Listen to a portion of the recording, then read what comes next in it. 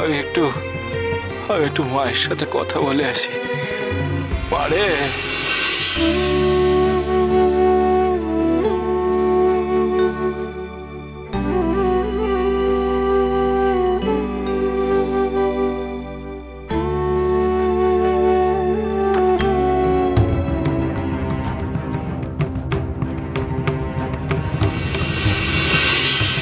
কি ঠাকুর গর্ভগৃহের দরজা বন্ধ করে দিলেন?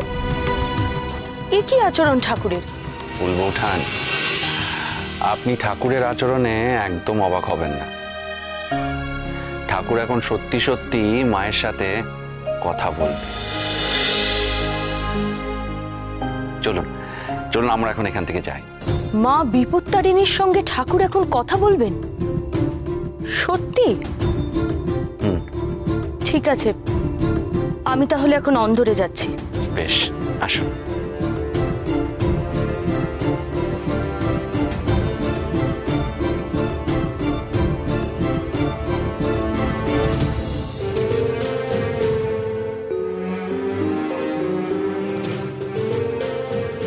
এদের অবস্থা সত্যি খুব ভালো।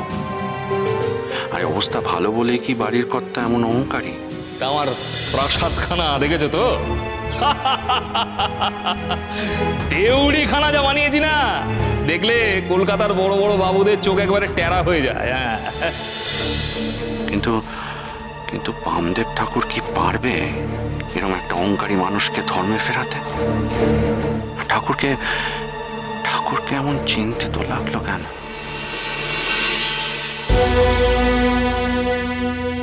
মা মা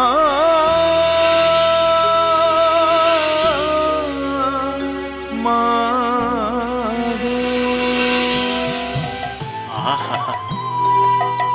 কি রূপ রে মা তোর! দেখে একেবারে মন প্রাণ জুড়িয়ে গেল রে মা। এ যেন সাক্ষাৎ আমার বড় মা।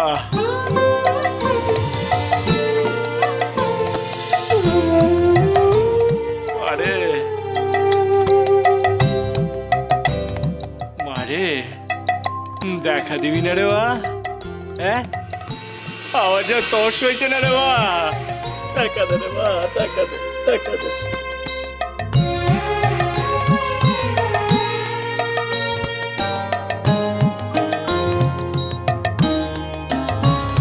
আমি সব ছেড়ে মা ধরব তোমার রাঙা চরণ দুটি।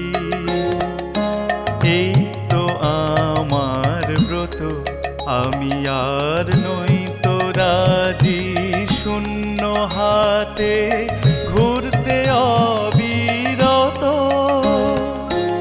এই তো আমার ব্রত, আমি সব ছেড়ে মা ধরব তোমার রাঙা চরণ দুটি। এই তো আমার ব্রত।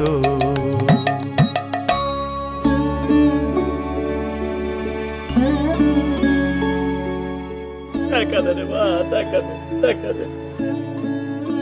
দেবী বিপত্তারিণী, শুনলেন আমার পুত্র বামা কি আকুল ভাবে আপনার দেখা পাবে বলে আপনাকে ডাকছে।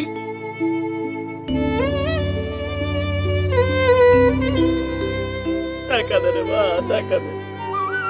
বামা যে আমারও প্রিয় পুত্র দেবী তারা, সেই কবে থেকে তার জন্য আমি অধীর আগ্রহে অপেক্ষা করছিলাম। আজ আমার সেই ইচ্ছে চরিতার্থ হয়েছে। বামার অপার ভক্তি, নিষ্ঠা ও শ্রদ্ধা আমায় প্রসন্ন করেছে। আপনি কি তাকে দেখা দেবেন না দেবী বিপত্তারিণী? অবশ্যই দেব দেবী তারা। কোনো মা কি তার প্রিয় পুত্রের এই আকুল ডাক উপেক্ষা করতে পারে? আমি এক্ষুনি বামাকে দেখা দেব।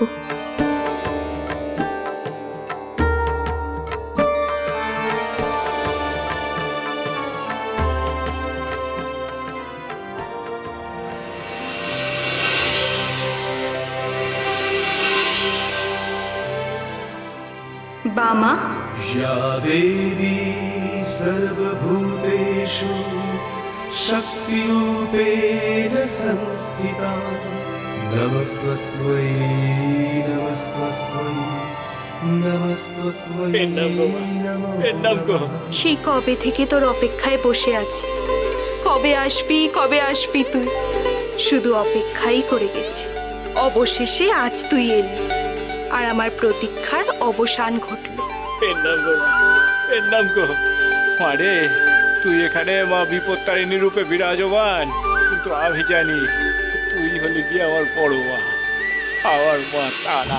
ঠিকই বলেছিস মামা, আমি তোর বড় মা, আমি তোর বিপত্তারিণী মা, আমি সব। দেখবি আমার মধ্যে তোর বড় মাকে দেখবি? দেখ তবে আমার দুই রূপ, দেখ মামা। দেখা, দেখা রে মা, দেখা।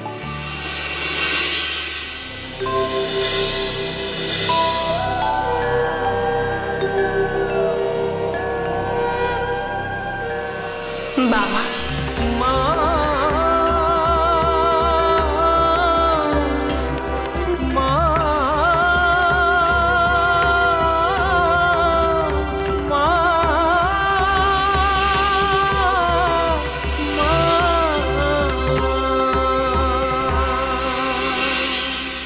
জয় মা তারা, জয় মা বিপত্তারিণী, জয় তারা, জয় তারা, জয় তারা।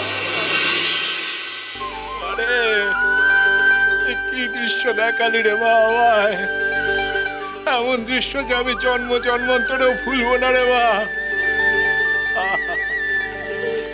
একই অঙ্গে দুই রূপ, একদিকে আমার বড় মা, আর অন্যদিকে মা বিপত্তারিণী।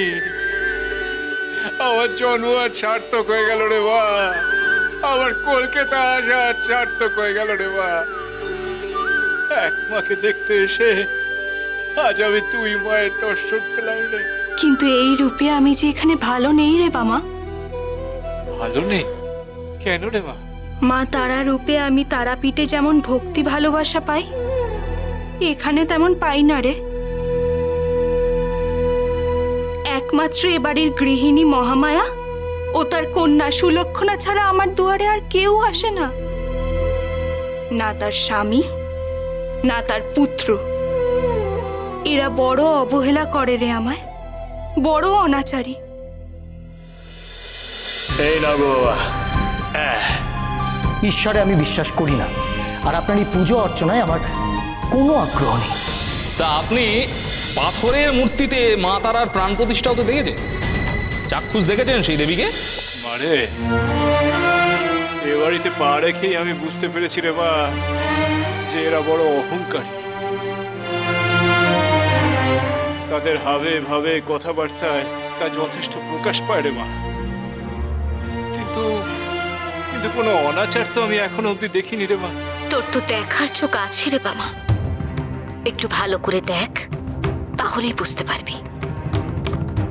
যা না একবার বাড়ির বার মহলে, সেখানে গেলেই এদের অনাচার ধরতে পারবি তুই। শোন বাবা, তোকে এই অনাচার বন্ধ করতে হবে।